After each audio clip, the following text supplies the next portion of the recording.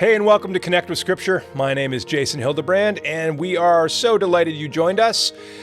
We are walking through the life of David, and what a kind of rocket ride it is. There's so much going on. David is now in our section of the journey. He's now become king. He has got a promise from God that his kingdom will endure forever, and now he's kind of setting up his kingdom. He's been going to war with different nations. He's kind of doing an internal audit of all the people. Last time you joined us, we had him bringing in Saul's grandson into his palace to keep an eye on him. And today we are going to be looking at a story of a warring nation who David was trying to be kind, and they kind of, pulled a fast one on him, and you will see that there's consequences to trying to do that to the king.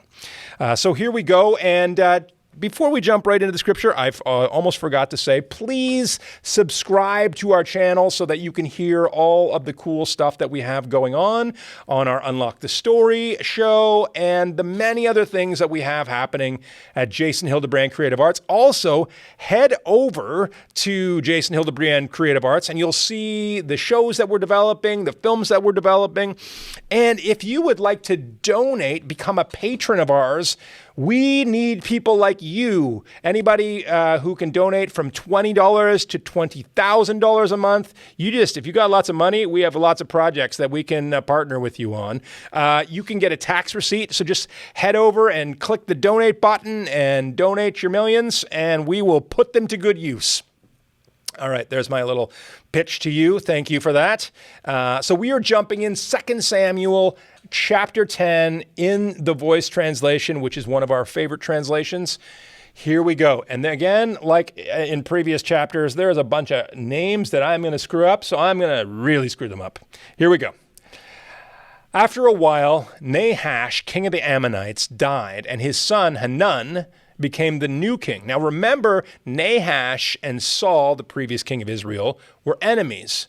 But Nahash had helped David. You'll remember that a bunch of the story back. David said, I will deal fairly with Hanun, son of Nahash, because my father dealt fairly with me. So David sent messengers to Ammon with a message of sympathy about Nahash's death. When David's emissaries arrived, the prince of the Ammonites spoke to Hanun, their lord. Ammonite leaders said, do you think this means David honors your father, the king, just because he sends these men with empty condolences? Hasn't David ordered them to search the city, keep their eyes open, and plot how to conquer us? These are the new king's advisors there. So instead of listening to David and what he brought, so Hanun had David's messengers seized. He mocked the men, shaving off half their beards and cutting off their garments at their hips and ordering them home. That does not sound like a good plan to cut off their garments at their hips. When David heard what had happened, he sent messengers to intercept them because they had been publicly humiliated. Here was David trying to honor the death of the guy's dad, and they just humiliate his men. David said, stay at Jericho until your beards grow back and your shame is gone. Then return home. When the Ammonites realized they had earned David's ridicule, they sent for and hired, so they're happy that he's mad, 20,000 foot soldiers from Beth Rehob and Zobah, 1,000 men from the king of Mach, and 12,000 soldiers from Tob. And when David heard the Ammonites were preparing for war, he sent Joab, his commander, and all of his fighting men. The Ammonites arrayed themselves in the front of the gates, but their mercenaries, the Arameans of Zobah and Rohab, and the men of Tob and Mahak took up positions out in the open country. So they're ready for war. They were ready for it. They provoked David here. And when Joab saw that the battle lines had been drawn both in front and behind him, he chose some of Israel's best fighting men and sent them against the Arameans. And he put his brother Abishai in charge of the rest and set them against the Ammonites. Joab said to Abishai, If the Arameans are too strong for me, come and help me. And if I see that the Ammonites are too strong for you, I will come and help you.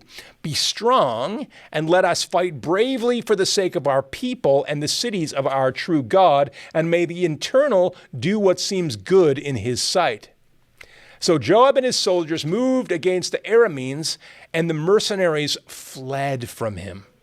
Then the Ammonites saw their hired soldiers, the Arameans, were running away. They also fled from Abashi and his forces and entered into the safety of their city. Then Joab and the armies of Israel stopped fighting against the Ammonites and returned to Jerusalem. But when the Arameans saw that they had been routed by Israel, they came back together to pool all of their resources. Hadi, from a previous chapter, sent for the Arameans who lived beyond the Euphrates River, and they gathered at Helam and Shobach, and the general of Hadi's army. When David got this news, I'm sure he was really upset by this point. When David got this news, he gathered his army, crossed over the Jordan River, and went to Helam. The Arameans came out and arranged themselves to fight David and ran from Israel in defeat. David killed 700 charioteers and 40,000 horsemen, and he mortally wounded Sobach, the commander of their army, who died there. When all of the rulers who were subject to Hazi learned of Israel's victory, they gave up and made peace with Israel and became subject to them. So the Arameans were afraid and would no longer help the Ammonites against David. Well, again, there's a lot of stuff going on here, but David is setting up his kingdom. And you can tell the suspicion in these warring kind of, this tribal warfare that's going on. The one faction giving bad advice to the other faction. So David was actually trying to bring peace, and in the midst of it, they took it the wrong way, and then the Israelites just wipe everybody out. And that's kind of what happens for the next little while as David sets up his kingdom.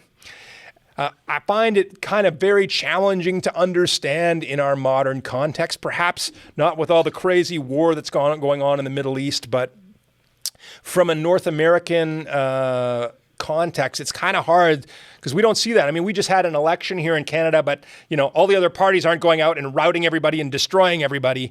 I mean, maybe on social media they might be, but not with their lives.